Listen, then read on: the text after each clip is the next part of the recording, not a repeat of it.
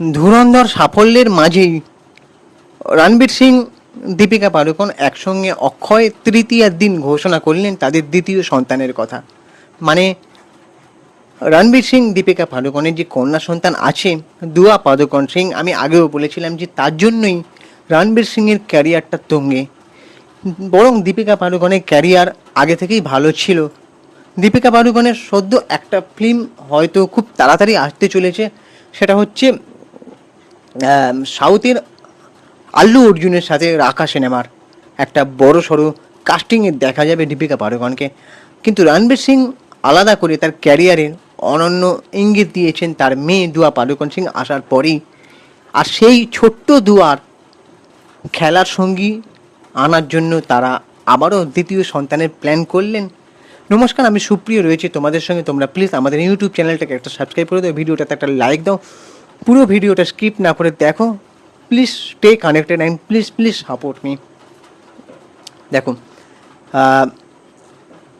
আগে আমি ভিডিও বানিয়েছিলাম, সেটা হচ্ছে নিউজ মিডিয়া চ্যানেলের বিভিন্ন নিউজ মিডিয়ার তথ্য অনুযায়ী যে রণবীর সিং এবং দীপিকা পাড়ুকোন নাকি তাদের সম্পর্কের মানে ইতি টানছেন, মানে তাদের সম্পর্ক নাকি ভাঙনের পথে, বিবাহ বিচ্ছেদের পথে। তো সেই সব তাহলে কি গুজব ছিল, আমি সেটা প্রশ্ন রেখেছিলাম আমার ভিডিওর মাধ্যমে। তো এই রণবীর সিং এবং দীপিকা পাড়ুকোন দীর্ঘ 14 বছরের প্রেম আর 8 বছরের দাম্পত্য জীবনে আগামী সেপ্টেম্বরেই কি শেষ, মানে একটা টাইম বাঁধা ছিল, একটা ডেট মেনশন করা ছিল, সেই যে ভাইরাল খবরটা হয়ে এসেছিল। তো এই খবরে শোরগোল পড়ে গিয়েছিল বিনোদন দুনিয়ার জগৎটা। আর সেখান থেকেই ভক্ত মহল অনেকেই মানে নিরাশ হয়েছিলেন, কষ্ট পেয়েছিলেন, দুঃখ পেয়েছিলেন, এবং আমিও ভেবেছিলাম যে তাদের জুটিটার তাহলে কি এখানে সম্পর্কটা ভেঙে গেল, এমনটা কেন হয়? সেলিব্রিটিরা যেভাবে জাঁকজমক করে বিয়ে করেন, তাহলে তারা ডিভোর্সটাই বা কেন করেন? আর ছোট্ট দুয়ার বা কী হবে? জানি তাদের কাছে টাকা পয়সা কম নেই, কিছু কমতে নেই, কিন্তু একজন সন্তানের ভবিষ্যৎটা কিছুটা হলেও এফেক্ট পড়ে তার বাবার পরিচয় বা তার মায়ের পরিচয় নিয়ে। তো যাই হোক, তো সেই যে চর্চাটা চলছিল, এই যে রবিবারের সকালে অক্ষয় তৃতীয়ার দিনই 3 থেকে 4 হওয়ার সুখবর দিলেন দীপ বীর, মানে দীপিকা পাড়ুকোন এবং রণবীর সিং। ছোট্ট দুয়ার জন্য খেলার সঙ্গী আনছেন তারা। তো দ্বিতীয়বার মাতৃত্বের স্বাদ আস্বাদন করতে চলেছেন তারা, বলিউডের মাস্তানি দীপিকা পাড়ুকোন এবং রণবীর সিং। আর তার যে জল্পনাটা চলছিল, যে গুঞ্জনটা চলছিল তাদের নাকি বিবাহ বিচ্ছেদ হবে, সেসবকে একেবারে ধূলিসাৎ করে দিয়ে সবাইকে অবাক করে দিয়ে তারা আবার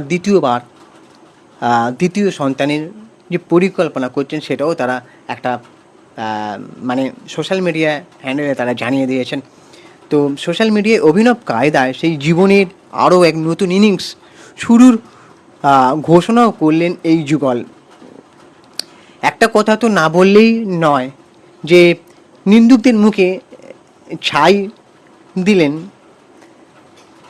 আরও একবার তারা দুজনে মিলে অটুট যে ভালোবাসার বন্ধনে তারা সবসময় আবদ্ধ, সেটাও তারা কিন্তু দেখিয়ে দিলেন। আগেও আমি ভিডিও বানিয়েছিলাম যে সবাই বলছিল যে রণবীর সিং দীপিকা পাড়ুকোনের মানে বিয়ের পরে দুয়া পাড়ুকোন আসার পরে যে ধুরন্ধর এত সাকসেস পাচ্ছে, সেটা নিয়ে দীপিকা পাড়ুকোন কখনোই মুখ খোলেননি। কেন? তার স্বামীর প্রশংসা কি তিনি করতে পারছেন না? কিন্তু দীপিকা পাড়ুকোন একটা জায়গায় কিন্তু জানিয়েছেন যে তিনি সবার প্রথমে নাকি সিনেমাটা দেখেছেন, তাহলে হাসির খোরাক বা মজার পাত্রটা কারা হলো? দর্শকরা যারা বলছিল যে দীপিকা পাড়ুকোন কোনোভাবেই স্বামী রণবীর সিংকে কী নিয়ে প্রশংসা করছেন না ধুরন্ধর সাফল্যে উদযাপনটা নিয়ে। তো তারপরে বিবাহ বিচ্ছেদের যে মানে গুঞ্জনটা, সেখান থেকে আজকের এই ঘোষণা তোমাদের ঠিক কেমন লাগছে? এই যে একরত্তি দুয়ার হাতে, মানে দুয়া পাড়ুকোনের হাতেই ধরা প্রেগনেন্সি কিট, দীপিকা পাড়ুকোনের প্রেগনেন্সি কিট, যার মাধ্যমে দ্বিতীয় প্রেগনেন্সির ঘোষণা করা হচ্ছে রণবীর সিং এবং দীপিকা পাড়ুকোনের মাধ্যমে। সুখবর শেয়ার করতেই ভালোবাসা ও শুভেচ্ছায় ভরিয়ে দিয়েছে ইন্ডাস্ট্রির সতীর্থ থেকে অনুরাগীরা। প্রসঙ্গত দীপিকা পাড়ুকোনের যে দ্বিতীয় প্রেগনেন্সি নিয়ে শনিবার রাত থেকেই কানাঘুষো পুরো সোশ্যাল মিডিয়া জগতে এবং পুরো বিনোদন দুনিয়ার জগতে।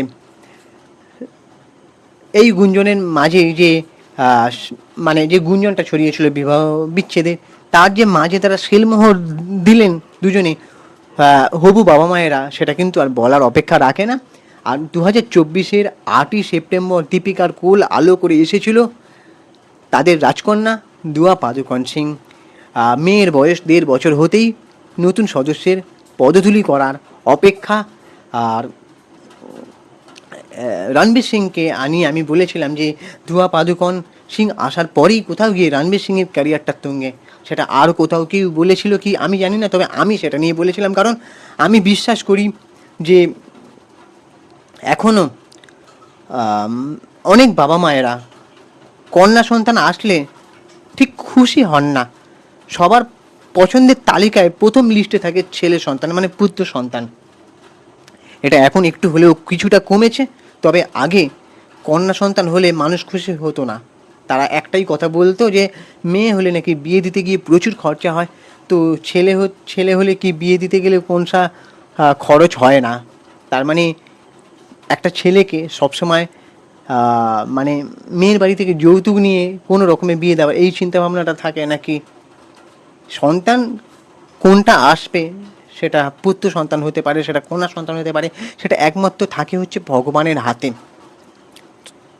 তো তোমরা একটা জিনিস প্রার্থনা করতে পারো যে যেই আসুক ছেলে সন্তান বা কন্যা সন্তান, তারা যেন সুস্থ হয়ে জন্মায়, যেই আসুক। আর সন্তানদের খেয়াল রাখা, তাদেরকে ঠিকঠাকভাবে লালন পালন করা, মানুষ করা হচ্ছে এটা প্রত্যেকটা মা বাবার দায়িত্ব। কিন্তু মা বাবার এটা দায়িত্ব নয় যে একটা মানে লিঙ্গ নির্ধারণ, মানে ব্যাপারটা হচ্ছে কি মানে এটা কি বলে বৈষম্য ভেদ করা, তাই না?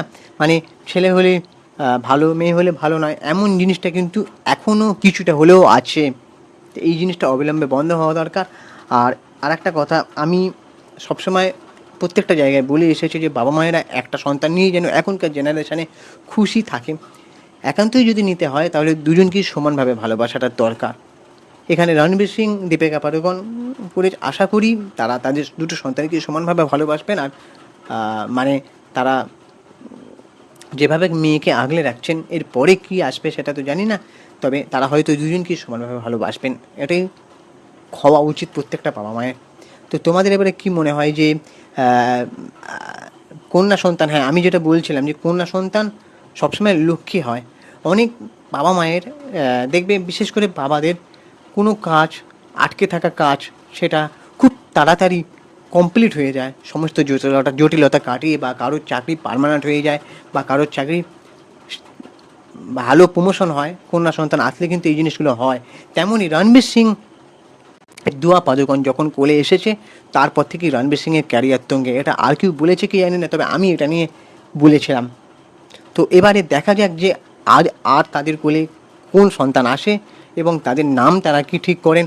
আর তারপরে রণবীর সিং দীপিকা পাদুকণের ক্যারিয়ার কতটা আরও ভবিষ্যতের জন্য ভালো হয় সেটা দেখা। তো তোমাদের এবারে কি মনে হয় তোমরা অবশ্যই কমেন্ট করে জানাতে পারো, এবং আমাদের ইউটিউব চ্যানেলটাকে সাবস্ক্রাইব করে দাও, ভিডিওটাতে একটা লাইক দাও। টলিউডের বা বলিউডের সমস্ত সিনেমার লেটেস্ট আপডেট, লেটেস্ট নিউজ এবং বিভিন্ন ধরনের ইনফরমেটিভ ভিডিও পেতে আমাদের চ্যানেলটাকে সাবস্ক্রাইব করে পাশে থাকো। ভিডিওটা যদি ইনফরমেটিভ মনে হয় তাহলে অবশ্যই লাইক করো, শেয়ার করো, কমেন্ট করে জানাও মতামত। চলো টাটা, দেখা হচ্ছে পরে ভিডিওতে।